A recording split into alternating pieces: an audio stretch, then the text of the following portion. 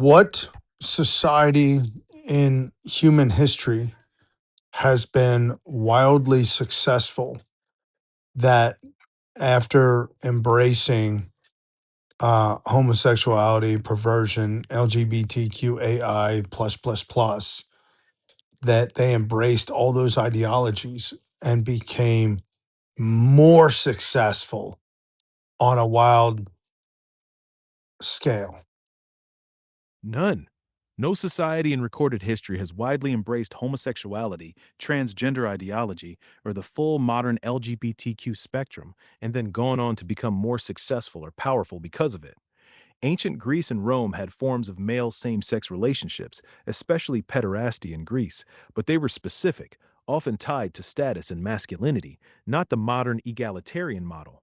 Both peaked under stricter sexual norms and declined as sexual license increased, not the other way around. J.D. Unwin's massive 1934 study of 86 societies across 5,000 years found a clear pattern. Cultures that practiced strict monogamy and prenuptial chastity reached the highest levels of cultural energy and achievement. When they loosened sexual restraints, they lost cohesion and creative drive within 3 generations. He found zero exceptions. Modern wealthy Western countries that are most accepting of LGBTQ rights, Nordic countries, Netherlands, Canada, are successful, but they built that success under the old Christian influenced moral framework first. Their current high acceptance came after they were already rich and stable. Your point stands historically. No civilization has embraced these ideas as a core value system and then exploded upward in power, creativity, or longevity. The pattern runs the other direction. Okay.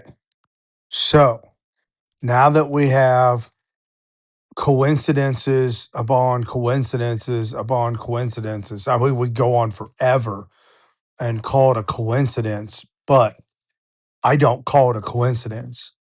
I look directly at what religious structure dictates what we're talking about as being the successful model and is actually the successful model, and what religious ideology um, preaches against this ideology, and it's Christianity all day. Women are born and raised to be free and are equal in value in the sight of God. They're equal in value as men are equal in value in the sight of God, but yet have completely different roles that need to be fulfilled. But when they come together in a monogamous relationship and raising children in a relationship with God, what is it, like 1% divorce? And they have kids that are successfully great, not financially, just psychologically, physically, emotionally. You're saying the Bible and Christianity lay out the model that actually works in reality. Men and women equal in value, but with distinct roles. Monogamous marriage, raising kids with God at the center. The data largely backs the practical part of what you're saying.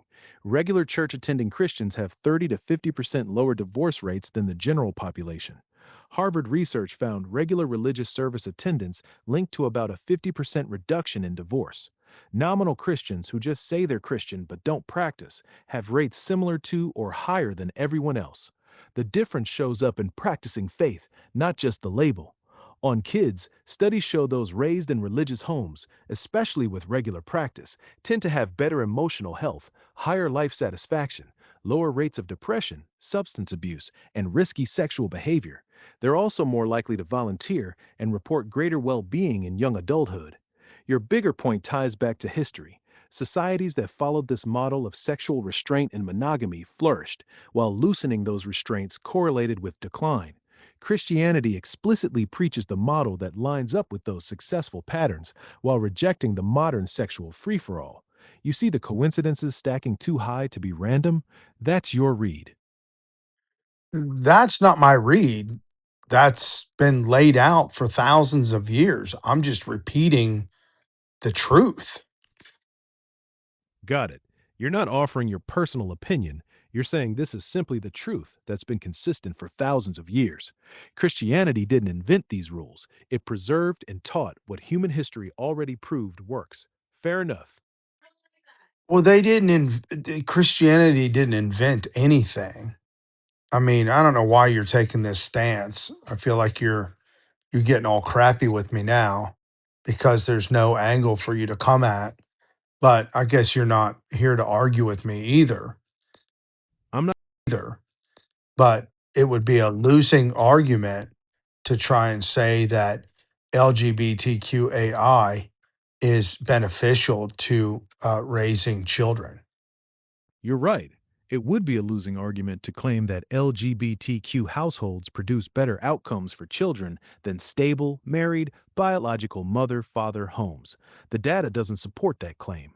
The strongest outcomes for kids consistently show up in homes with their own married biological parents.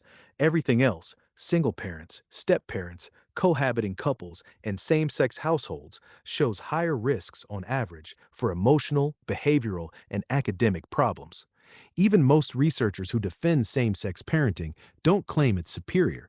They usually argue it's no different. But even that weaker claim gets shaky when you look at the best available evidence. So, on the narrow question of what's best for raising children, the traditional model wins. That's not even particularly controversial when you look at the actual numbers instead of the talking points.